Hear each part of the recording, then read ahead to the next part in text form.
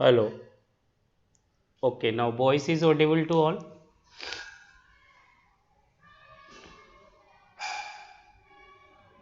Okay. Rishabh आपके क्या doubt है बोले जरा। जो आपने वो तो किसी भी चैप्टर के, वो अभी तो नहीं लिए जा सकते। बाद में जैसे टाइम होगा मैं आपको व्हाट्सअप करूँगा सेपरेटली। ओके, बाकी टॉपिक रिलेटेड कोई डाउट हो, एसीटल कीटल इससे रिलेटेड कोई डाउट हो, जेम डाइऑल, जेम ईथर इससे कोई रिलेटेड डाउट हो, कोई क्वेश्चन सॉल्व किए हो तो बताएं। कल की क्लास में हम लोग पढ़ रहे थे addition of sodium bi sulphide, यही चल रहा था, बोलो हाँ ना।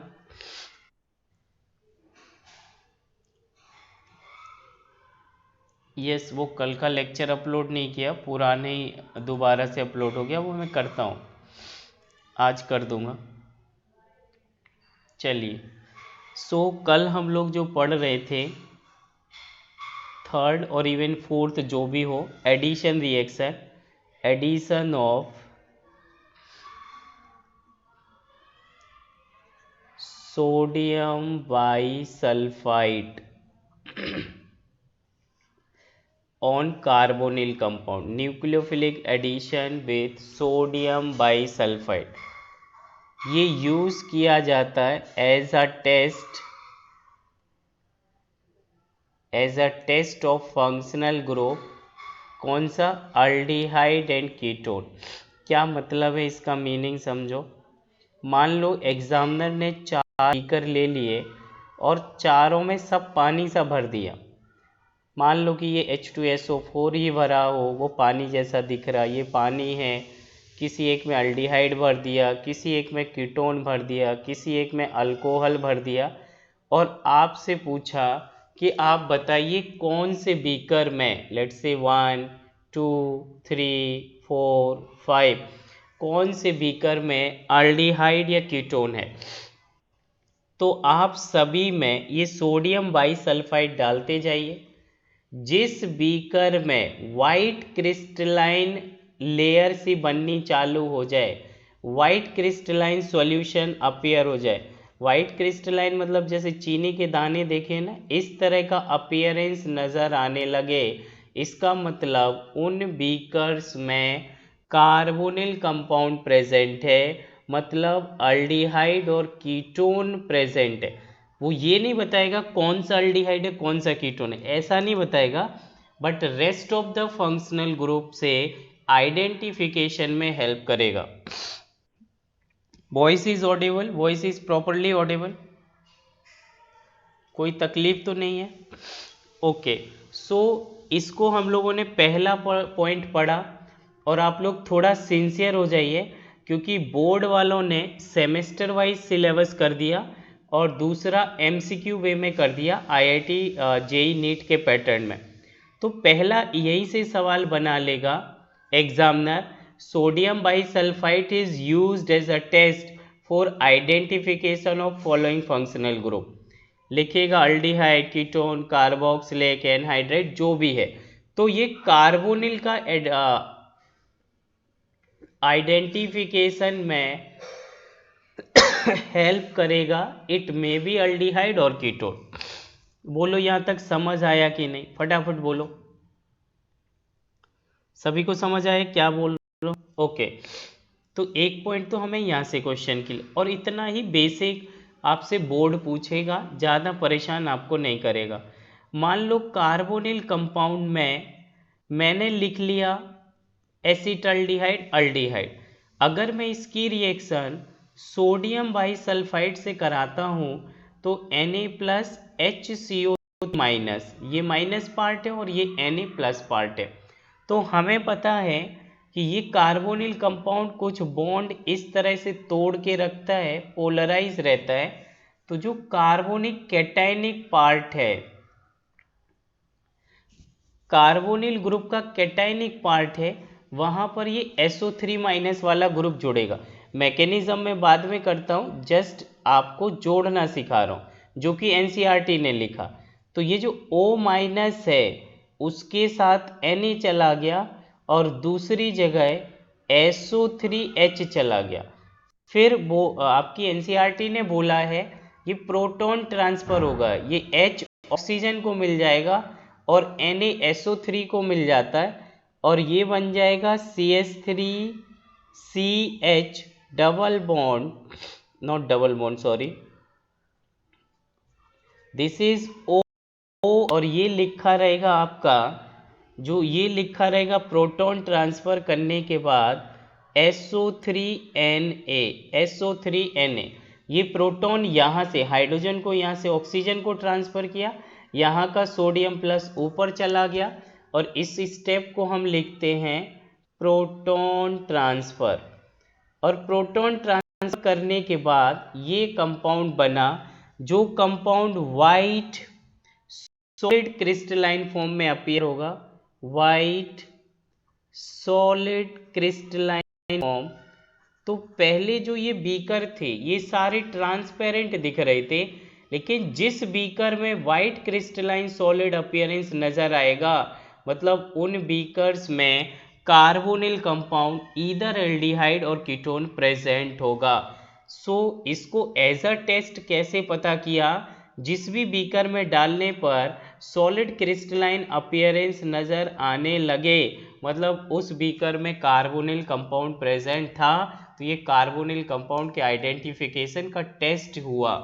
बोलिए हाँ ना। मैकेनिज्म में लिखता हूँ, एक लाइन की है बट ये एनसीईआरटी की लाइन थी मैंने जो लिखा। बोलो यहाँ तक कोई तकलीफ है क्या? Tell me please everybody, is there any तकलीफ till? No at all clear, okay. तो इसका मैकेनिज्म कोई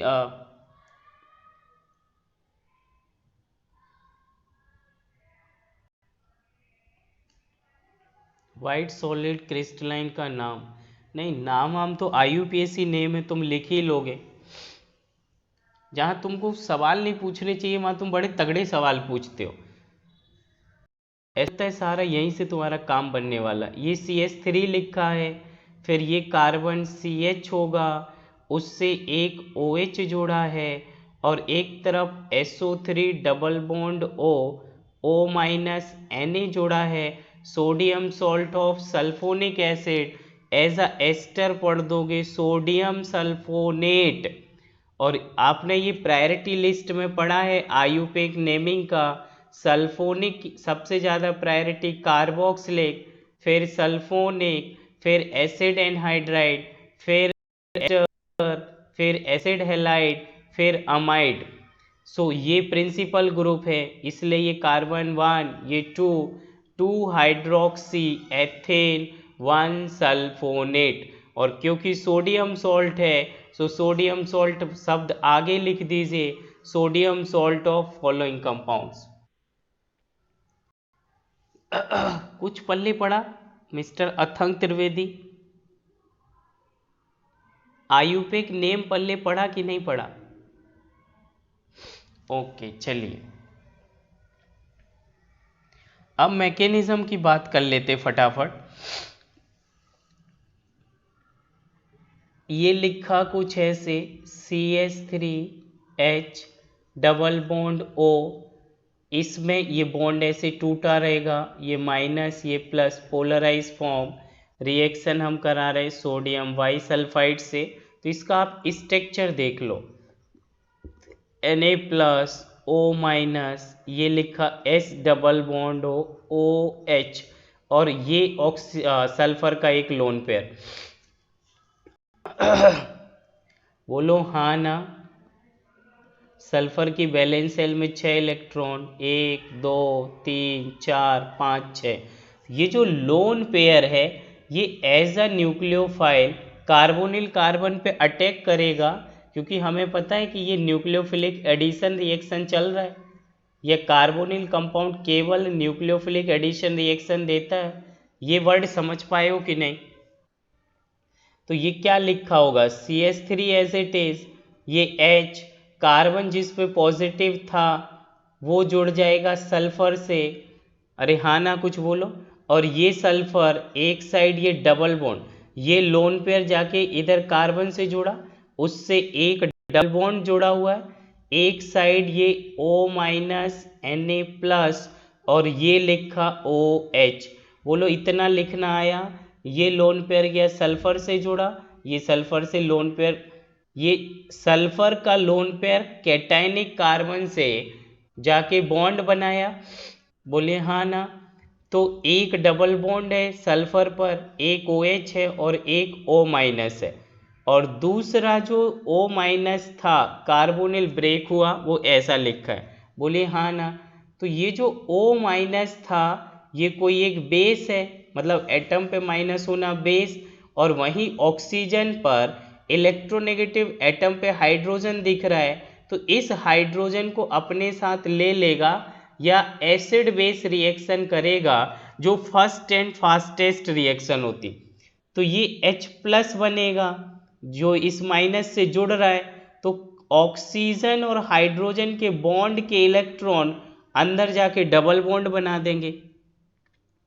तो ये देखो क्या लिखा है, CH3 एज इट इज, ये H कार्बन, ये लिखा S डबल बॉन्ड हो, और इस ऑक्सीजन के साथ भी ये डबल बॉन्ड बना लेगा O माइनस Na प्लस, और इधर ऑक्सीजन ने एक H को गेन किया। बोलो बस केवल ऐसा जोड़ना है, कुछ भी इसमें रॉकेट साइंस नहीं है। हमने इसका सोडियम बाइसल्फाइड का स्ट्रक्चर बनाया, सल्फर का लोन पेयर कैटाइन पर एज ए न्यूक्लियोफिलिक एडिशन या इससे बॉन्ड बनाया, जोड़ दिया। अब हमने क्या किया, जो कार्बोनिल कार्बन पे O माइनस था उसने OH के एसिडिक H को लिया, तो H प्लस अगर इससे जुड़ेगा तो एसिड बेस रिएक्शन, तो O और H के बॉन्ड के इलेक्ट्रॉन सल्फर के साथ डबल बॉन्ड बना देंगे। देखिए 1 2 3 4 5 6, सल्फर तो अपना ऑक्टेट एक्सपेंड कर लेता है, बोलो हाँ ना। अब हमें क्या करना है, इसमें प्रोटॉन ट्रांसफर तो आपने करा लिया, O माइनस को H मिल गया। अरे मेरी बात सुनो, ये जो O माइनस है इसने एसिडिक H लिया, इतना वर्ड समझ आए, एसिड बेस रिएक्शन हुई, सब लोग बोलो यहां तक समझ आया कि नहीं, फटाफट बोलिए। यस। अब मैं क्या बोलना चाह रहा हूं, जो लास्ट हमारा पॉइंट था प्रोटॉन ट्रांसफर, तो प्रोटॉन ट्रांसफर क्यों कर रहा मॉलिक्यूल, जबकि ये तो इधर स्टेबल था।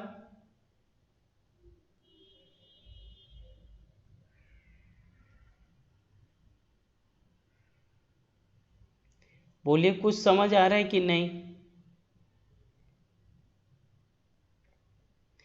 भाई दोबारा से रिपीट करो, ये आगे का पॉइंट अब इधर नहीं है, आई एम सॉरी अगेन, और थोड़ा सा हेल्थ इशू है तो ध्यान नहीं रह रहा क्या क्या बोल रहा हूँ। मेरी बात सुनिए, कार्बोनिल कंपाउंड का सोडियम बाइसल्फाइड से रिएक्शन कराया, उसका स्ट्रक्चर बनाया, लोन पेयर कार्बोनिल कार्बन पर न्यूक्लियोफिलिक एडिशन दिया, और जो O माइनस था उसने प्रोटॉन ले लिया, तो प्रोटॉन का अपने पास लेना, कार्बोनिल ग्रुप का जो ऑक्सीजन था उसने सोडियम बाइसल्फाइड के प्रोटॉन को अपने पास ले लिया, जिसको हमने ऐसे बोला, या जिस वर्ड को मैं बोलना चाह रहा था वो इधर लिखना था, प्रोटॉन ट्रांसफर। इसे ये प्रोटॉन इधर चला गया तो बॉन्ड के दोनों इलेक्ट्रॉन सल्फर के साथ डबल बॉन्ड, और ये ऐसे बन गया, और ये जो कंपाउंड था इसी का नाम था वाइट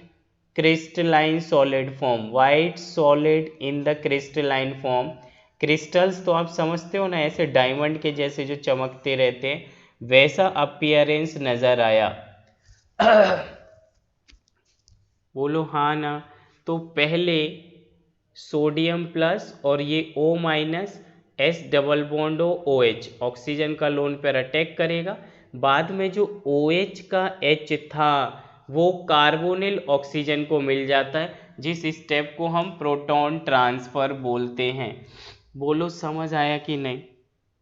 अगर कोई डाउट हो तो please I repeat once again, tell me clearly, if not getting properly I say, otherwise केवल एडिशन कराया। सभी को समझ आया कि नहीं। ऑल राइट, चलिए, सो मोर इम्पोर्टेंट टॉपिक पे हम लोग चलते हैं। Okay, thank you so much. अगर समझ आया तो नो इशू, वही हमारा एक मेजर कंसर्न है। बड़ा इम्पोर्टेंट रिएक्शन का एडिशन चालू करते हैं, माइट भी ये फोर्थ एडिशन हम देख लेते हैं। इससे पहले हम लोगों ने वाटर का एडिशन सीखा कार्बोनिल पे, और डाईहाइड्रेट बनाते थे, और साथ में ये पढ़े थे कुछ हाइड्रेट स्टेबल भी होते बट मेजरली या 99% हाइड्रेट अनस्टेबल होते हैं, डाईहाइड्रेट अनस्टेबल होते। दूसरा पढ़ा था अल्कोहल का reaction with carbonyl, yes no कुछ बोलिए। और एसीटल और कीटल बनाया था, जिसको केमिस्ट्री की भाषा में बोलेंगे डाई ईथर बना था। तीसरा हम लोगों ने एडिशन ऑफ सोडियम बाईसल्फाइड पढ़ा। चौथा एंड वेरी इंपॉर्टेंट, जो कि केवल डायरेक्ट हम एनसीईआरटी लेवल से चल रहे, अच्छा, हाइड्रोजन साइनाइड का भी एडिशन पढ़ लिया है, पीएच कंट्रोल्ड है, ये सब ऐसे शब्द हमने सीख लिए, बोलो हाँ ना। ओके, सो अभी हम लोग अगला चल रहे हैं, and the very important reaction is aldol condensation. दिमाग के तार खोल के बैठिए, बड़ी इंपॉर्टेंट रिएक्शन है और बड़ी इजी भी है, थोड़ी सी लेंदी जरूर है, मैकेनिज्म इसका पढ़ना है बट इम्पॉर्टेंट है। अल्डोल किसको बोलते ये सीखें, कंडेंसेशन किसको बोलते ये सीखें, और यही मेजर रिएक्शन है इस चैप्टर में एज पर बोर्ड पर्पस इवन जेई और नीट। अल्डोल कंडेंसेशन कैनिजारो, इसके बाद तो तमाम नेम रिएक्शन है बट इनकी मैकेनिज्म एनसीईआरटी ने बोर्ड में दी हुई है। एल्डोल का पहले मतलब सीखो। अगर किसी स्ट्रक्चर में, किसी भी कंपाउंड में ये कार्बोनिल ग्रुप हो, चाहे H हो या R हो, अल्डिहाइड या कीटोन, तो पहला कार्बन अल्फा और दूसरा बीटा, बीटा पर OH जुड़ा हो कार्बोनिल के हिसाब से, तो इसका नाम हम पढ़ेंगे बीटा हाइड्रोक्सी कार्बोनिल। इतने शब्द को हम अल्डोल पढ़ते हैं, तो कहीं अगर ये लिखा तो उसका मीनिंग होता है अल्डोल। क्या ये समझ आया कैसे बनता है, ये आगे पढ़ेंगे, केवल जो वर्ड है उसका मीनिंग समझ रहे। Beta beta hydroxy carbonyls are called aldol, ये वर्ड समझ आए। अब ये मॉलिक्यूल्स थोड़ा कम स्टेबल है, तो इसको हमने हीट कर दिया, तो ये करेगा क्या, यहाँ पे अल्फा का H और बीटा का OH, वाटर का निकलना इज डिहाइड्रेशन और एलिमिनेशन, और आपने ये पढ़ा था कि इन्हीं दो सिग्मा बॉन्ड को तोड़ के एक पाई बॉन्ड बना देना इज कॉल्ड कंडेंसेशन, बोलो हाँ ना। सो अगर अल्डोल प्रोडक्ट का फर्दर हीट करके प्रोडक्ट बना दिया जाए, इसको कंप्लीट पढ़ते हैं aldol condensation, and it is more stable then aldol product, more stable then aldol product. एक तो पाई बॉन्ड आ गया और ये कॉन्जुगेशन आ गया पाई sigma pi, so that product is more stable. Aldol क्यों अनस्टेबल है उसका रीजन आगे हम डिटेल में पढ़ लेंगे, बट अल्डोल का मतलब ये। अब ये कैसे बना यही पढ़ना, इज कॉल्ड अल्डोल कंडेंसेशन। अब इसकी अंग्रेजी सुनो, इतना तो मैंने केमिस्ट्री वर्ड में बोला। अल्डोल मतलब beta hydroxy carbonyl compound is aldol. अगर उसको हीट कर दिया जाए, कार्बोनिल मतलब अल्डिहाइड या कीटोन के बगल वाला कार्बन अल्फा, उसका H और बीटा पोजीशन का O, दोनों निकाल के दो सिग्मा तोड़ के एक पाई बनाना इस कंडेंसेशन। मतलब पहले ये बॉन्ड लेंथ ज़्यादा थी, अब छोटी हो गई, कंडेंस हो गया, छोटी हो गई, श्रिंक हो गया, दैट इज कंडेंसेशन। या हम ये बोलते किसी भी मॉलिक्यूल्स में दो सिग्मा बॉन्ड तोड़ के एक pi bond banana is condensation. Aldol के साथ ये करना is aldol condensation. And aldol को साइंटिफिक वर्ड में बोलते बीटा हाइड्रोक्सी, या आयुपिक वर्ड में बोलते beta hydroxy carbonyl on heating water remove will give condensation. Aldol का कंडेंसेशन दिया अल्डोल कंडेंसेशन, ये अल्डोल प्रोडक्ट से ज़्यादा स्टेबल होता है उसका कंडेंसेशन प्रोडक्ट। समझ आया। अब सवाल ये है कि अल्डिहाइड कीटोन चैप्टर्स में हम अल्डोल तक पहुंचे कैसे, अल्डोल बना कैसे, किस दो अल्डिहाइड कीटोन को रिएक्शन कराया कि बीटा हाइड्रोक्सी कार्बोनिल बना, ये सवाल उठेगा ना दिमाग में। तो मैंने अब कुछ नहीं समझाया, मैंने तो जो रिएक्शन का नाम है, अल्डोल का क्या मतलब, कंडेंसेशन का क्या मतलब और क्यों हीट किया, वो शब्द बोला भी। बोलो हाँ ना। तो अब मैं जो वर्ड बोलूँगा उन्हें शॉर्ट में लिखूँगा, लेकिन आप इसको वीडियो सुन के कंप्लीट लिखना।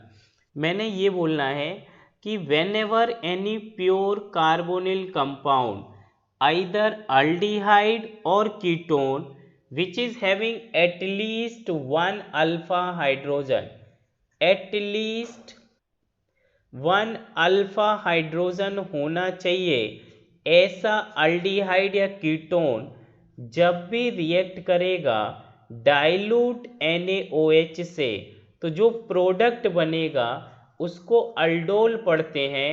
इसका मतलब जो प्रोडक्ट बनेगा वो बीटा हाइड्रोक्सी कार्बोनिल बनेगा और उसको हम अल्डोल पढ़ते हैं। So whenever any, listen the statement once again, whenever any pure carbonyl compound either aldehyde or ketone when react with dilute base will give the product is beta hydroxy carbonyl which is called aldol। इसका मतलब हमें ये पता चल गया कि aldol तभी बनेगा जब कोई अल्डिहाइड लिया जाए और उस अल्डिहाइड पर अल्फा कार्बन पर अल्फा हाइड्रोजन का होना जरूरी है। चाहे वो आप अल्डिहाइड लो, चाहे वो आप कीटोन लो, लेकिन अल्फा कार्बन पर अल्फा हाइड्रोजन कम से कम एक हो और इसकी reaction dilute NaOH as a base, dilute हो, कॉन्सेंट्रेट नहीं, वरना ये कैनिजारो बदल जाएगा। डाइल्यूट NaOH लिया जाएगा तो आपको अल्डोल प्रोडक्ट मिलेगा। कैसे मिलेगा वो तो डिटेल हम पढ़ेंगे, बट हम अभी तक ये समझे when ever any pure carbonyl, pure carbonyl मतलब केवल अल्डिहाइड और कीटोन, कोई एसिड या उसका डेरिवेटिव नहीं होना चाहिए, जब उसको डाइल्यूट NaOH बेस के साथ रिएक्ट कराते हैं तो बीटा हाइड्रोक्सी प्रोडक्ट बनता है, बीटा हाइड्रोक्सी कार्बोनिल।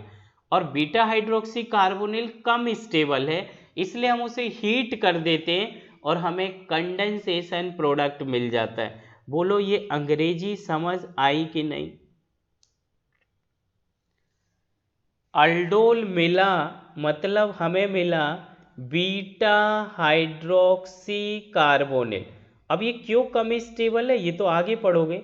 जैसे ही इसको हीट करेंगे हमें मिलता है कंडेंसेशन प्रोडक्ट, और कंडेंसेशन प्रोडक्ट को अल्फा बीटा के बीच में अनसेचुरेटेड कीटोन वाले को भी, हाँ क्या डाउट लिखा जरा बोलो, कीटोन वाले को भी अल्डोल लेते हैं क्या। हाँ हाँ, अल्डोल में कीटोन या अल्डिहाइड दोनों लेते हैं, कंडीशन इतना है कि अल्फा एच हो। अल्डोल का अल्डिहाइड से कोई लेना देना नहीं, बड़े बड़े शब्दों में लिख दो, aldol is given by only aldehyde is wrong concept. Aldol condensation can be given by aldehyde और कीटोन बोथ,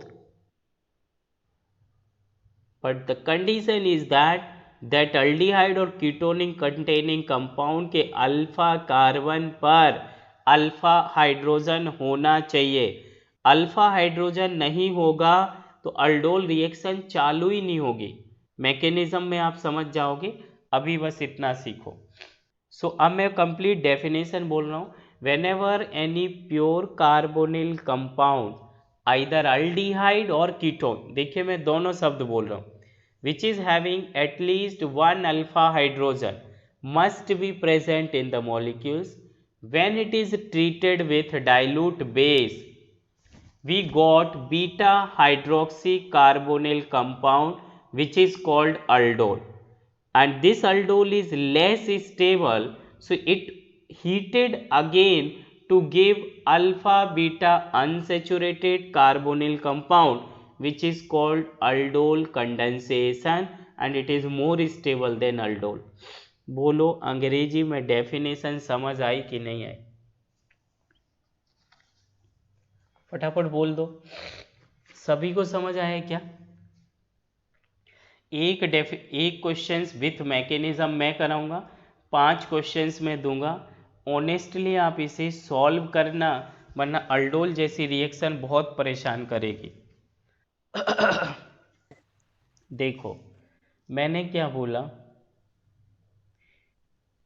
हम अगर ये लिखें CH3 C डबल बॉन्ड हो, ये प्योर कार्बोनिल है, उस कार्बोनिल से जुड़ा अल्फा कार्बन पे 3 अल्फा हाइड्रोजन, सब लोग देखो दिख रहा है क्या?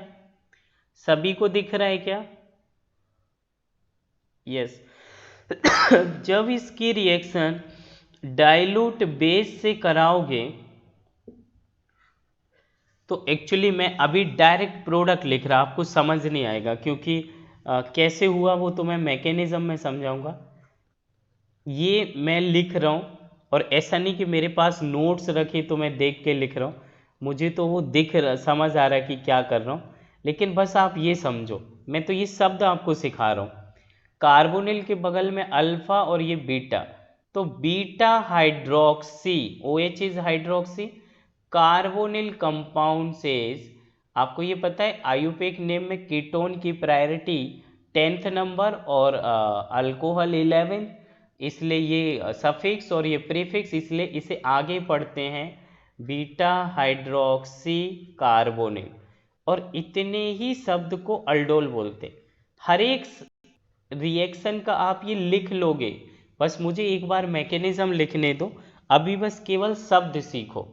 और ये थोड़ा अनस्टेबल है, ये कम स्टेबल है, तो हीट किया तो बीटा का OH और अल्फा का H वाटर निकल गया, तो देखिए ये प्रोडक्ट बन जाएगा CH3 CH double bond CH C double bond OH, carbonyl के बगल वाला कार्बन अल्फा और बीटा, तो मैं ऐसे बोलूं alpha beta unsaturated carbonyl compound is called as aldol condensation.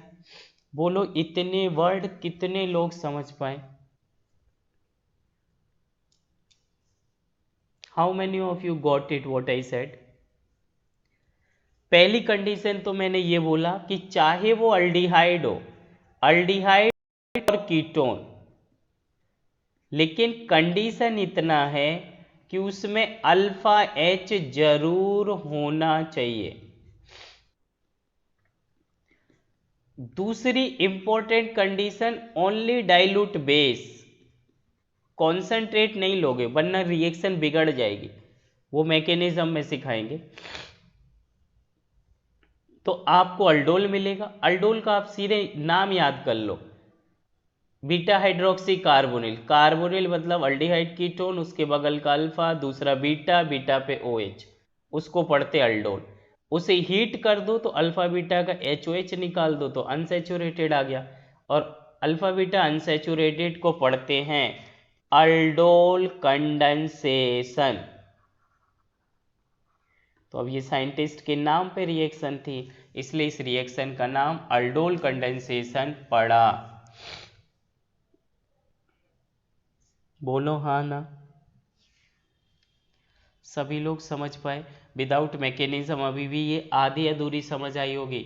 आप बोलोगे आप तो लिख रहे हो, फिटफाट बिठा रहे हो कि बीटा हाइड्रोक्सी लिख दो, हीट करके पानी निकाल दो, तो जो आपको डाउट उठ रहे हैं ना, वो डाउट केवल ये एसिटल्डिहाइड ही सारा एक्सप्लेन कर देगा, लेकिन ये मैंने जितना अंग्रेजी में स्टेटमेंट लिखा उसे एक साइंस या केमिस्ट्री भाषा में रिप्रेजेंट किया। अब ये विदाउट मैकेनिज्म अल्डोल समझ ही नहीं आ सकता है। सो जरा देखो मैकेनिज्म अल्डोल कंडेंसेशन का, ठीक है, समझ रहे हो टॉपिक चल रहा था। Aldol condensation. देखिए, सबसे पहले मैंने जो लिखा CH2H, मतलब ये CH3 और C डबल बॉन्ड O। बोलो ये एसिटल्डिहाइड लिखा हुआ है, सब लोग समझ रहे हैं। अल्फा कार्बन पर अल्फा हाइड्रोजन प्रेजेंट है। जैसे ही आप इसकी डाइल्यूट NaOH बेस से रिएक्शन कराओगे तो ये बेस यहाँ से एसिडिक H को निकाल ले जाएगा, और जैसे ही एसिडिक H को निकालेगा पानी बाहर निकल जाएगा, या मैं इधर लिख दूं OH और H वाटर बाहर निकल गया, और ये जब H प्लस बना तो इस बॉन्ड के दोनों इलेक्ट्रॉन कार्बन पे माइनस आ जाएगा, और ये बन गया CH2 minus C double bond OH। और यहाँ से इसी से मैंने न्यूक्लियोफाइल जनरेट किया। आपको पता है ना, carbonyl compounds aldol carbonyl compound इधर अल्डिहाइड और कीटोन केवल न्यूक्लियोफिलिक एडिशन देता है। तो हमें कोई न्यूक्लियोफाइल तो चाहिए जो अल्डिहाइड और कीटोन पे अटैक करे। तो न्यूक्लियोफाइल हमने बना लिया डाइल्यूट NaOH बेस की मदद से। इसने OH ने अल्फा से H निकाला, H प्लस निकल गया, और ये रिएक्शन एसिड बेस रिएक्शन थी। And acid base reactions are always reversible reaction, always reversible reaction. तो ये रिएक्शन आगे बढ़ना नहीं चाह रही थी, क्योंकि ये कार्बन पे जो माइनस है, कार्बन माइनस के साथ कोई स्टेबल थोड़ी ना होता। ये तो आपको GOC में पढ़ाया, बोलो हाँ ना। ये तो आपको पढ़ाया था कि कार्बन कभी नेगेटिव रखना पसंद नहीं करता। तो अगर ये नेगेटिव रख के हाँ रेजोनेंस होगा, सब होगा, लेकिन ये इस तरीके से आगे बढ़ना नहीं चाह रहा था। इसका मतलब अगर मान लो मैंने इसके 100 मॉलिक्यूल्स लिए तो उसमें से एक ही मॉलिक्यूल्स इसमें कन्वर्ट हुआ, बाकी 99 मॉलिक्यूल्स 99 मॉलिक्यूल्स एसिटल्डिहाइड के फॉर्म में ही स्टेबल है। अब ये बात जरूर है कि ये रेजोनेंस कर रहा था, ये गया इधर बॉन्ड में तो ये टूट के चला गया इधर, ताकि थोड़ी सी स्टेबिलिटी मिल जाए, और ये बन जाएगा O पे माइनस और H। तो ये अल्कीन प्लस, ये लिखा है अल्कीन प्लस ऑल फॉर्म, तो मिला के इसको पढ़ते हैं enolate form. In plus O8 तो इसको नाम पढ़ते इनोलोएट, विच इज रिवर्स हो जाएगा जब भी आपको एज अ न्यूक्लियोफाइल की जरूरत पड़े रिएक्शन में न्यूक्लियोफिलिक एडिशन कराने के लिए। यहां से सवाल केवल इतना ये उठेगा कि सर अल्फा H वाले कार्बोनिल की क्यों जरूरत पड़ी अल्डोल में। तो हम ये बोलेंगे कि वो जो अल्डिहाइड या कार्बोनिल कंपाउंड लिया उसका अल्फा H डाइल्यूट बेस के साथ वीक एसिड बेस रिएक्शन करके वाटर निकाल देगा और न्यूक्लियोफाइल बनाएगा। बोलो न्यूक्लियोफाइल बना कि नहीं बना। अब ये न्यूक्लियोफाइल स्टेबल होने के लिए ऐसा इनोलेट के फॉर्म में जाता है। जरा मेरी बात दूसरे स्टेप में सुनो, क्योंकि आपको मैंने बताया है कि ये एसिटल्डिहाइड में से 100 मॉलिक्यूल्स में से एक ही ये न्यूक्लियोफाइल बना, तो 99 ऐसे ही इधर बचे। तो इसी कार्बोनिल पर जो न्यूक्लियोफाइल आपने बनाया वो जाके अटैक करेगा, और इस स्टेप को RDS स्टेप बोला जाएगा। So this is nucleophilic addition reaction, जिसमें ये न्यूक्लियोफाइल इस कार्बोनिल पर अटैक करेगा और ये बॉन्ड ऐसे टूट जाता है माइनस प्लस। तो जिस पे अटैक कर रहा उसे पहले लिखो CH3, फिर ये लिखा है CH, O टूट के चला गया माइनस ऊपर की साइड, प्लस से ये जुड़ गया CH2, और ये लिखा है फिर C डबल बॉन्ड OH। देखिए ये एडिशन हुआ कि नहीं हुआ, कार्बोनिल का पाई टूटा, O माइनस कार्बन प्लस, इस कार्बन प्लस पर ही इसी एसिटल्डिहाइड का एक मॉलिक्यूल्स एज अ न्यूक्लियोफाइल काम कर रहा था और न्यूक्लियोफिलिक एडिशन रिएक्शन किया, और ये स्टेप RDS है जो कि स्लोएस्ट स्टेप है। बोलो हाँ ना। अब यहां पर इससे पहले देखो एक बार मैं बताऊं, जो ये वाटर निकाला था एसिड बेस रिएक्शन, ये जो बेस था वो आप OH माइनस फ्री करोगे तो HOH के मिलके जो वाटर निकला था वही उस वाटर के OH पर ये O माइनस अटैक कर देगा और H को ले जाएगा और OH माइनस को फ्री करेगा। तो यहाँ से OH माइनस वापिस निकल गया और ये देखिए इसने H ले लिया वाटर से, तो ये लिखा CH3 CHOH, फिर लिखा CH2 C double bond OH, and again it is carbonyl के रेस्पेक्ट में alpha beta, beta hydroxy carbonyl is called as aldol. बोलो हाँ ना।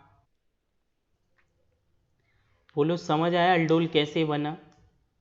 तो जो भी अल्डिहाइड लिया जाएगा उस अल्डिहाइड के पास अल्फा कार्बन पे अल्फा हाइड्रोजन हो, डाइल्यूट NaOH जो बेस है वो अल्फा H को लेके एसिड बेस रिएक्शन करके पानी निकाल देगा और वहाँ पे कार्बन पे माइनस ला देगा जो कि हमने न्यूक्लियोफाइल बना लिया।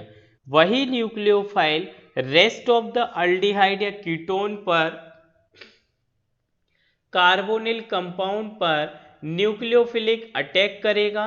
तो जिस पे अटैक कर रहा उसे आगे लिखो, CH3 as it is single bond, O टूट गया ऊपर माइनस, तो ये लिखा CHO माइनस, कार्बन पे प्लस है वो अगले CH2 माइनस कार्बन से जोड़ दो, प्लस माइनस ने बॉन्ड बनाया, C डबल बॉन्ड OH।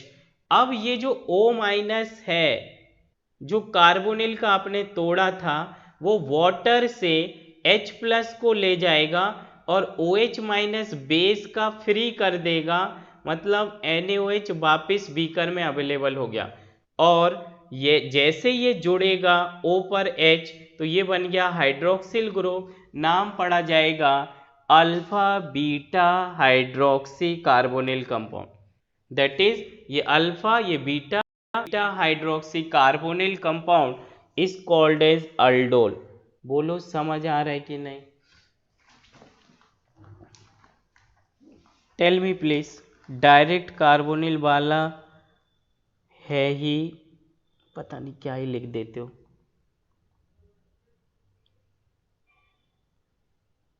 कुछ ऐसा धांसू सवाल नहीं पूछा होगा, बस पूछ लिया जो मर्जी सो। लेट्स सी, वो ओपन नहीं हो रहा, मैं देख लूँ एक मिनट।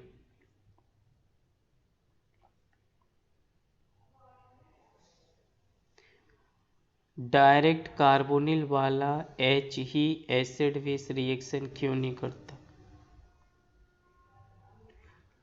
अबे यार तुम क्या पूछते हो, मैं आज तक नहीं समझ पाया। जरा मुझे ये बताओ, ये sp2 कार्बन लिखा हुआ है ये कार्बोनिल वाला है, तो ये जब अल्फा कार्बन यहाँ से निकालो, अल्फा कार्बन से H निकालोगे इस पे माइनस आएगा जो कि रेजोनेंस करके अपने आप को स्टेबलाइज करेगा, मतलब वो H प्लस को निकाल सकता है। अगर ये निकालोगे तो ये कैसे स्टेबल करोगे। अथंग बोलो।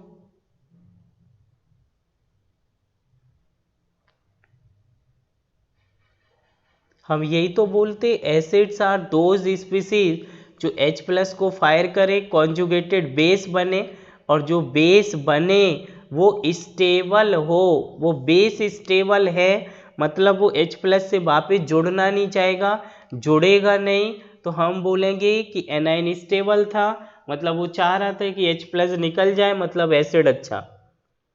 अथंग बोलिए अभी क्लियर हुआ कि नहीं। टेल मी फास्ट, समझ आया और शुड आई इलाबोरेट मोर।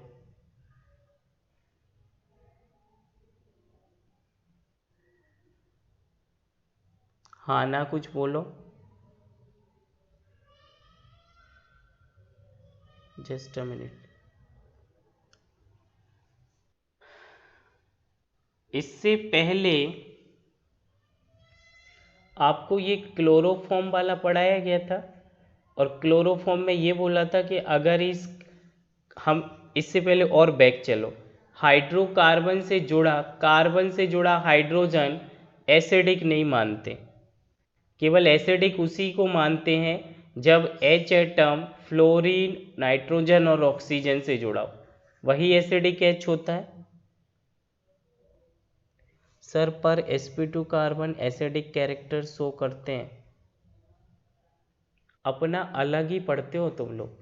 और जैसे मैंने ये बोला था कि कहीं sp2 कार्बन हो और कहीं sp2 कार्बन प्लस रेजोनेंस हो, तो कौन सा ज़्यादा स्टेबल होगा?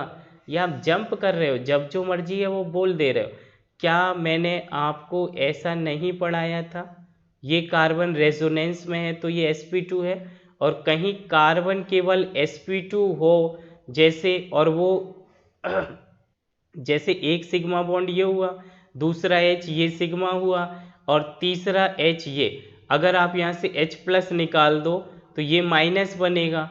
तो ये कार्बन ने सिग्मा एक एक दो और एक माइनस तीन, मतलब sp2। तो बताओ जरा कौन सा एनाइन ज़्यादा स्टेबल है? क्या ये रेजोनेंस में नहीं पढ़ाया? जब हाइब्रिडाइजेशन सेम होगा तो resonance effect is dominant answer. क्या ये नहीं पढ़ाया? बोलो हाँ, अभी क्लियर हुआ। नहीं कनेक्ट हुआ कोई दिक्कत नहीं, मैंने कनेक्ट कराया, अब आपको नोट्स रिवाइज करना है। ऐसा तो नहीं है कि मैं सारे टॉपिक इसको ओपन करके और पूरा रेजोनेंस चालू कर दूँ। बोलो ऋषभ क्लियर हुआ, अथंग क्लियर हुआ। ये रेजोनेंस ऐसा मैं कभी चीज़ बोलते ही नहीं हूँ कि जो मेरे नोट्स से बाहर का हो। मैं सारी चीज़ों को इतना सिस्टमेटिक पहले से इलाबोरेट करके रखता हूँ कि वो आगे यूज़ आने वाली रहेगी। बोलो ये मैंने आपको रेजोनेंस में पढ़ाया कि नहीं? और ये भी बताया था कि हाइब्रिडाइजेशन इज डोमिनेंट, या S character is dominant over electronic effect. लेकिन जब एस कैरेक्टर या हाइब्रिडाइजेशन सेम हो, तो जब सेम ही है तो जिसमें इलेक्ट्रॉनिक इफेक्ट लग रहा वो डोमिनेंट आंसर बनाओ। बोलो हाँ ना। अथंग क्लियर हुआ है, केवल नो ही लिखोगे? ऋषभ समझ आया कि नहीं? Rest all please tell me. लिखने में भी आपको दिक्कत आ रही है। अब मेरी बात सुनो, जैसे ये H प्लस यहाँ से फायर कराते थे, तो ये कार्बन पर जो माइनस है, ये माइनस तो रेजोनेंस करके क्लोरीन के साथ चला गया। तो अब यहाँ पर H प्लस कितने भी आके स्ट्राइक करते रहें, कार्बन का पॉजिटिव, कार्बन का नेगेटिव यहाँ से ख़त्म ही हो गया, तो हम बोलेंगे ये एनाइन हाईली स्टेबल है, तो ये H से जुड़ेगा नहीं। तो बीकर में H प्लस के नंबर बढ़ते जाएंगे, और जितना ज़्यादा H प्लस मिलेगा उतना अच्छा एसिड होगा। बोलो हाँ ना।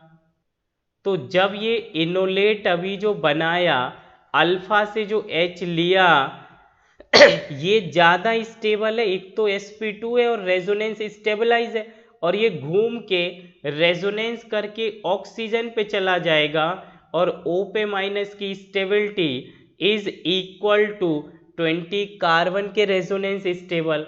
लेकिन ये वाला तो कभी नहीं जाता। अगर डबल बॉन्डेड कार्बोनिल वाला ही H आप डायरेक्ट वाला निकालते तो ऑक्सीजन पे तो माइनस कभी नहीं आता। इसका मतलब एनाइन कम स्टेबल था, और एनाइन कम स्टेबल होता मतलब एसिड बेकार होता, एसिड बेकार होता मतलब फर्दर रिएक्शन चालू नहीं होती। वैसे भी ये रिएक्शन न्यूक्लियोफिलिक एडिशन बिल्कुल 0 रेट से चल रही होती है। आगे मैं रेट कंपेयर कराऊंगा कितना यील्ड देता है, लेकिन अभी ये बोलो सवाल क्लियर हुआ कि नहीं? Everybody tell me, are you getting me what I said? Why the alpha hydrogen is remove, why not direct hydrogen?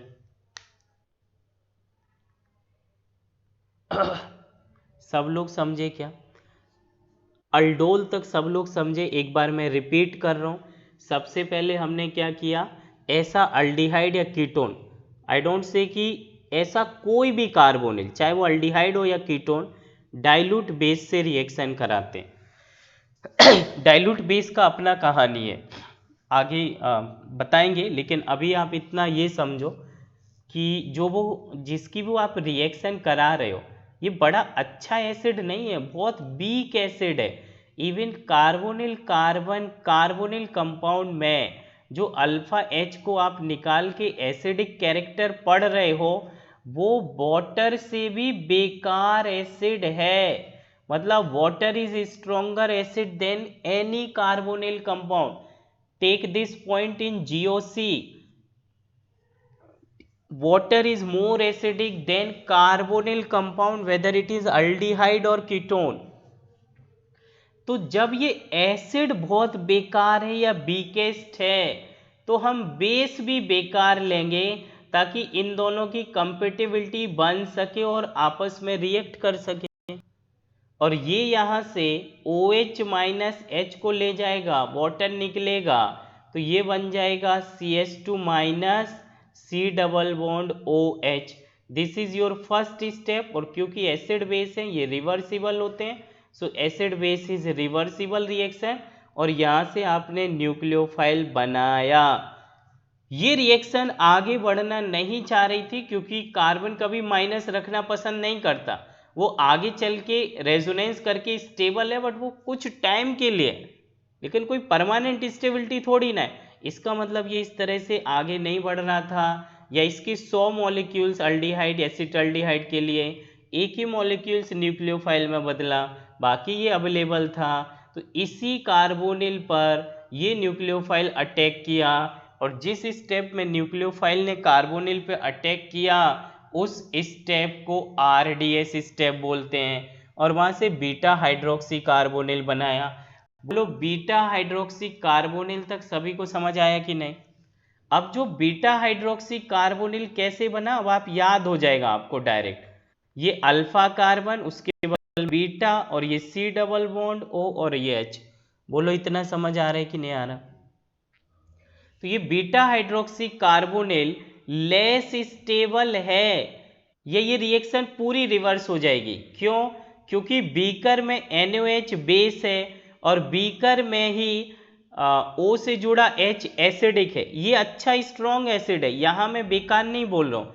तो ये दोबारा एसिड बेस रिएक्शन कर जाएंगे और ये वाटर निकलेगा, ऑक्सीजन पे माइनस आ जाएगा, ये माइनस इंटरनल अटैक करेगा, और ये देखो पूरा बाहर निकाल दिया।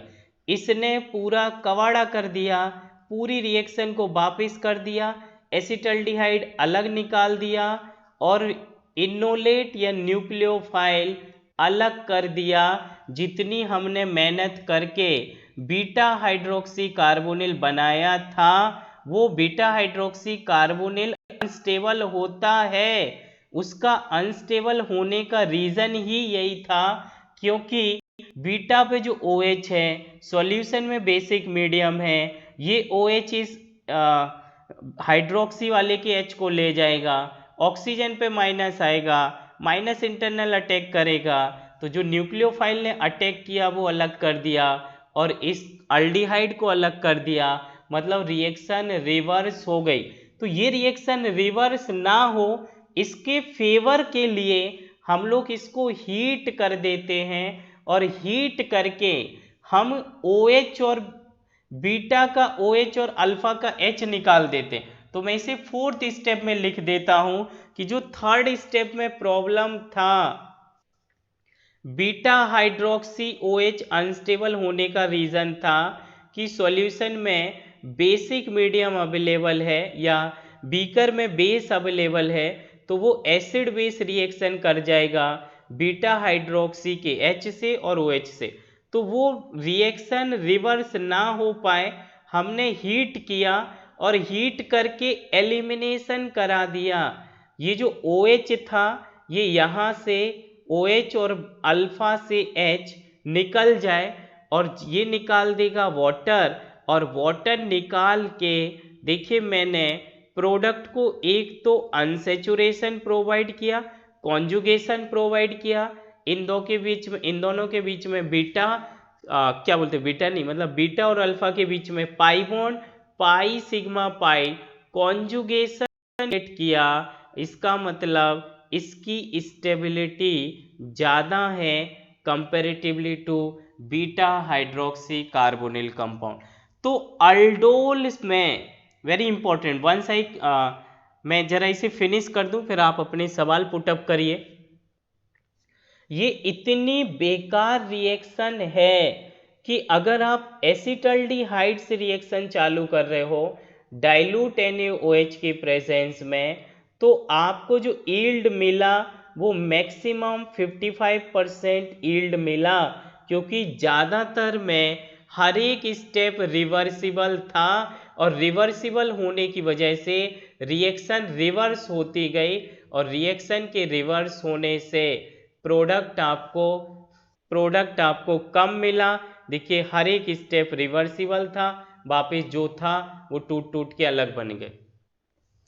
इसका मतलब यील्ड आपको कम मिलेगी। बोलो हाँ ना।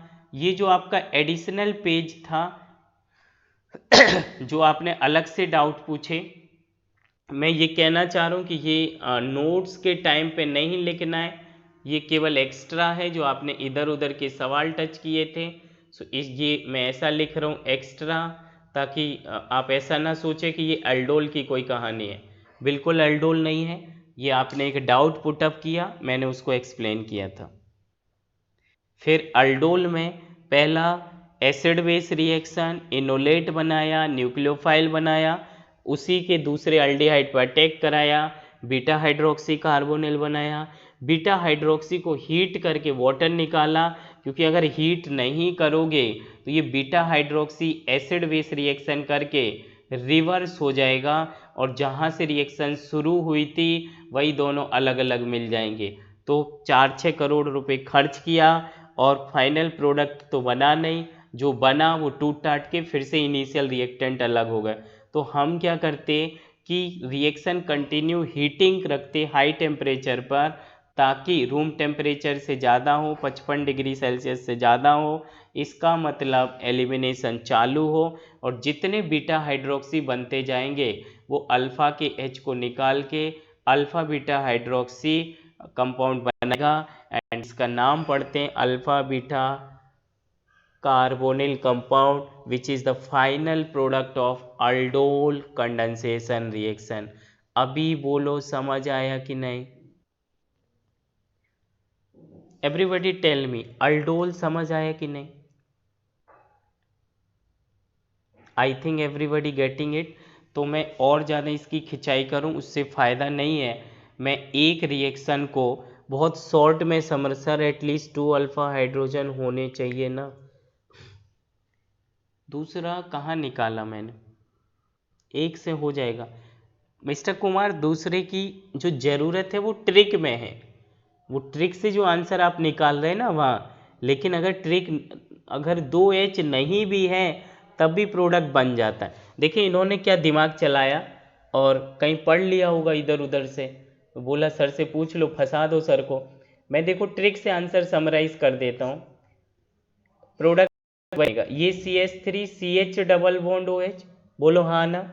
इसी के 2 मॉलिक्यूल्स आप ले लो और अगले कार्बोनिल के बगल का अल्फा, तो इस अल्फा के 2H ऐसे लिख दो और एक ऐसे, लिखा तो CH3 है और ये अल्डिहाइड। तो देखो ट्रिक ने ये बोला था एक मॉलिक्यूल्स का अल्डिहाइड या कार्बोनिल का ऑक्सीजन और दूसरे अल्फा के 2 निकाल दो आपस में पानी, तो फाइनल प्रोडक्ट आपको सेम मिल जाएगा। CH3 single bond CH double bond, 2 bond की कमी है, यहाँ से 2H निकले तो ये बन गया CH C double bond OH। Kumar को कितना अच्छा लगा कि देखिए मैंने तो directly alpha beta unsaturated carbonyl compound बना दिया, मतलब अल्डोल कंडेंसेशन बना दिया। मतलब अल्डोल कंडेंसेशन के लिए 2H चाहिए, बिल्कुल नहीं चाहिए। जरा मुझे बताओ मैकेनिज्म में कहाँ जरूरत पड़ी, कहाँ अल्फा के 2H मैंने यूज किए? मैं देख लूँ कहीं मैं गलत तो नहीं हूँ। ऐसा है नहीं, लेकिन फिर भी दिमाग कम काम कर रहा है, दिमाग सुन्न पड़ा है, काफ़ी नाक बंद है।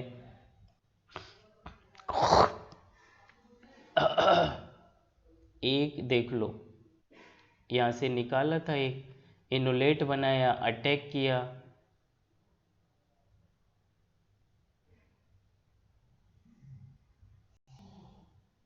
अच्छा, एक ही मॉलिक्यूल्स के दो निकले, क्या बात है यार, बड़ी सिंसियर होके पढ़ रहे हो कुमार, कब से पढ़ने लगे इतना?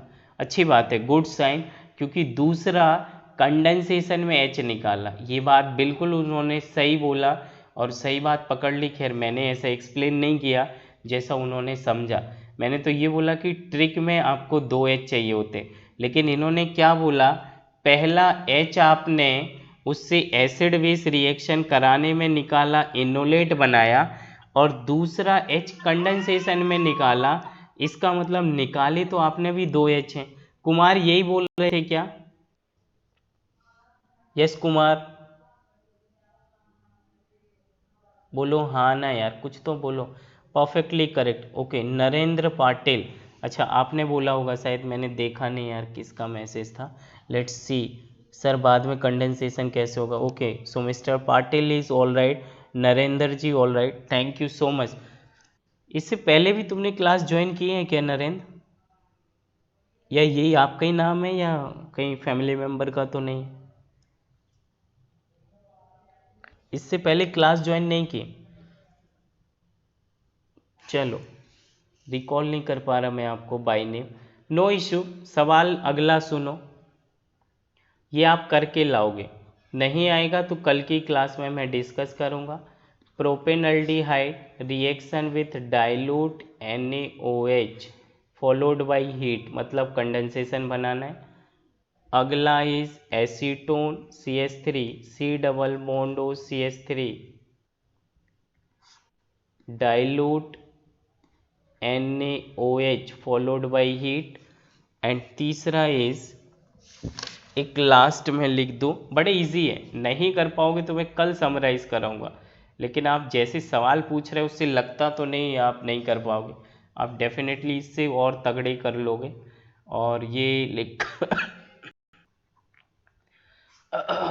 Dilute NaOH followed by heat.